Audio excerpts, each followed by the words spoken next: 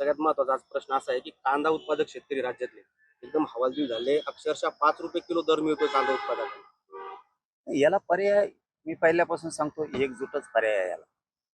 तुम्ही असं कितीही पोटतिडकीनं सांगितलं, तुम्ही कितीही मायेनं या सरकारला सांगितलं तरी ते कधी आपल्या डोळ्याचे अश्रू नाही पुसणार. तुम्हाला आंदोलनाच्या पवित्र्यात यावं लागेल, पण कट्टरतेने यावं लागणार आहे. तुम्हाला कुठल्या सरकारची किंवा कुठल्या राजकीय पक्षाच्या नेत्याची माया दया करून चालणार नाही, तरच न्यायपत्रात मिळू शकतो. आणि दुसरा प्रश्न असा आहे, अन्नाचं भारतीय विकास महामंडळ जे आहे, त्याला आता लाभार्थ्याला व्याजाचा परतावा मिळत नाही. त्यामुळे अनेक युवा उद्योजक जे मराठा समाजातले तक्रारी करतात, वाटतात तक्रारी. आपण 16 तारखेला म्हणजे आता 16 मेला आपण पुढच्या आंदोलनाच्या तारखेची घोषणा करतोय. आंतरवलीत सगळ्या पत्रकार बांधवांना बोलून पत्रकार परिषद घेऊन खूप मोठं आंदोलन या राज्यात पुन्हा आपण उभा करतोय. त्याची तारीख मी आता 16 मेला सांगणार. त्याचं कारण असंही म्हणलं जातं की अण्णासाहेब पाटील आर्थिक विकास महामंडळ जे व्यवस्थापक आहे त्यांचा आणि अध्यक्षांचा वादविवाद आहे, तोच कुठेतरी याला कारणीभूत ठरतो असं बोललं जातं. काय मला आतलं माहिती नाही, परंतु सर्वस्वी जबाबदार सरकार असतं.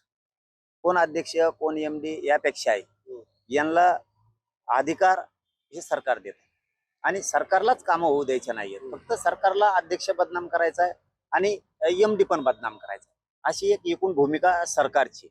हे डावपेच आपण ओळखले पाहिजे.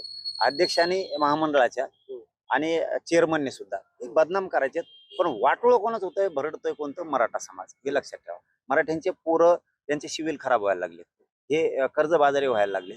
याला मूळ कारण सरकार आहे. म्हणून सारथीपासून तर अण्णासाहेब पाटील विकास महामंडळापर्यंत आणि तिथपासून ते हैदराबादचा JR निघालाय, ते कुणबी प्रमाणपत्र वाटप करण्यापर्यंत त्यांनी अंमलबजावणी केली, ठीक आहे. पण कुणबी प्रमाणपत्र वाटप होत नाहीत. त्याबद्दल आता पोरं जूनमध्ये ऍडमिशन आहे पोरांचे मराठ्यांचे, मग त्यांचे कुणबी प्रमाणपत्र द्यायचे, व्हॅलिट्या द्यायच्यात, हे सरकार जाणून बुजून देत नाही. सातारा संस्थांचं गॅजेटियर का निघत नाही? केसेस मागे घेऊ म्हणले का घेतल्या जात नाहीत? बलिदान गेलेल्या कुटुंबाच्या नोकऱ्याचं काय झालं?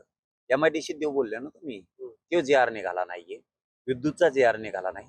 कित्येक तरी बलिदान गेलेल्या कुटुंबाचं आणखीन त्यांना निधी पण मिळाला नाहीये. म्हणजे तुम्ही मेलेल्या बांधवांचं सुद्धा आमच्या राजकारण करायला लागलात. याला मुख्यमंत्री म्हणलं जातं का?